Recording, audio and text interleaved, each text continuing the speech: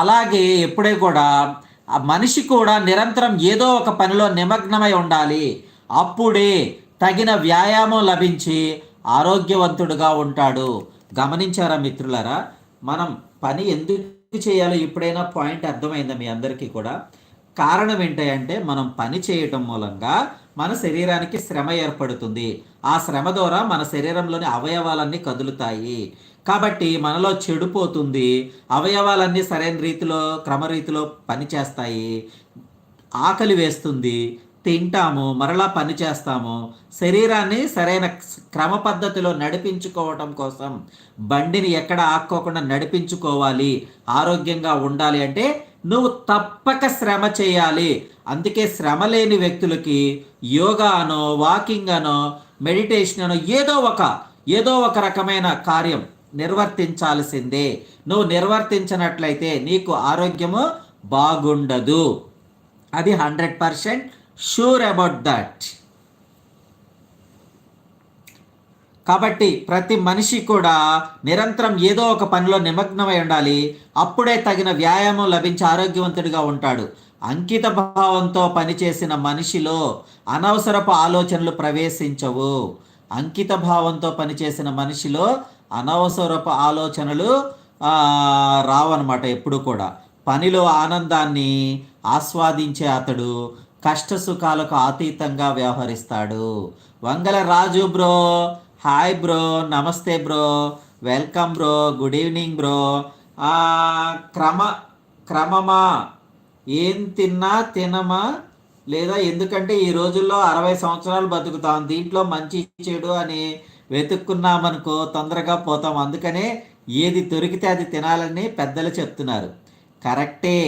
60 సంవత్సరాలు మనం సేఫ్గా బ్రతకాలన్నా మన శరీరానికి వ్యాయామం తప్పనిసరి. అది ఇప్పుడు అర్థం కాదు. నువ్వు చిన్నపిల్లాడివైగా మిత్రమా, అబ్రహం మిత్రమా. కాబట్టి నువ్వు ముందు దాన్ని అర్థం చేసుకో. ఎందుకంటే శరీరానికి వయసులో ఉన్నప్పుడు వ్యాయామం లేకపోయినా నెట్టుకొస్తుంది. ఒక వయసు 40 సంవత్సరాలు దాటిన తర్వాత వ్యాయామం లేకపోతే నీకు ఆ రోజు సాయంత్రమే దాని యొక్క బడలిక తెలిసిపోతుంది. కాబట్టి వ్యాయామం యొక్క విశిష్టత, దాని యొక్క ఆవశ్యకత లైఫ్లో ముందు తెలుస్తుంది. నువ్వు పని చేస్తున్నావు ప్రస్తుతానికి, ఆ పనిలో కొంచెం కష్టం ఫీల్ అవుతున్నావు.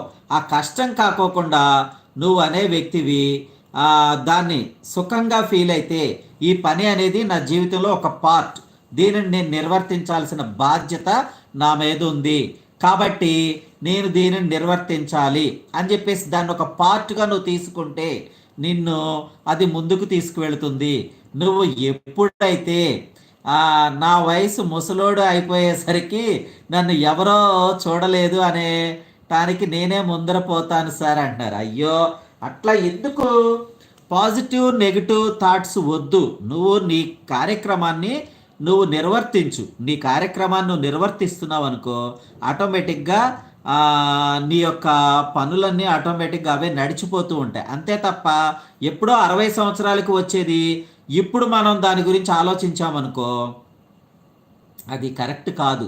మనం ఏ వయసుకు తగినట్టుగా ఆ ముచ్చట్లని కొనసాగించుకోవాలి. ఎందుకంటే అవి మధ్యలో కొన్ని సందర్భాల్లో మనకు వచ్చిన ఇబ్బందుల మూలంగానో ఏదో ఒక రకంగా అవి ఆగిపోతాయి. ఆగిపోయినా సరే వాటిని మనం పునరుత్తేజింపజేసుకుని ఏదో ఒక రకంగా మనం కష్టపడి వాటన్నిటిని మనం మళ్ళీ సాధించుకోవడానికి ప్రయత్నం చేయాలి తప్పితే దాన్ని అలా వదిలేయకూడదు. వదిలేస్తే మనిషి జీవితానికి అర్థమేముంటుంది? భగవంతుడు మానవ జీవితాన్ని ఆస్వాదించమని పంపించాడు. చక్కగా కష్టపడు, చక్కగా తిను, ఆహ్లాదంగా బ్రతుకు అని చెప్పేసి భగవంతుడు మనల్ని ఈ భూమి మీదకి పంపించాడు. మనం ఏం చేస్తున్నాం? డబ్బులను కూడబెట్టుకోవటానికో, సంసార బంధాలని, భార్య పిల్లలు, కుటుంబ పోషణ కోసమో అక్కడ కట్టుబడిపోయి అక్కడ ఆగిపోయి దేవుడు దెయ్యం లేదు, ఏమీ లేదు, అంతా ఒట్టిదే, నాకు ఇంట్రా బాబు ఈ కష్టం అని చెప్పేసి పరిగెడుతున్నావు. నువ్వు పెళ్లి చేసుకో, మాకు ఆగిపో, చక్కగా నీ సంపాదించుకునే నీ ఒక్కడవే కష్టపడు. 16 ఏళ్ల వరకు 18 ఏళ్ల వరకు తల్లిదండ్రులు పెంచుతారు. ఆ తర్వాత నీ జీవితాన్ని నువ్వు కొనసాగించుకో.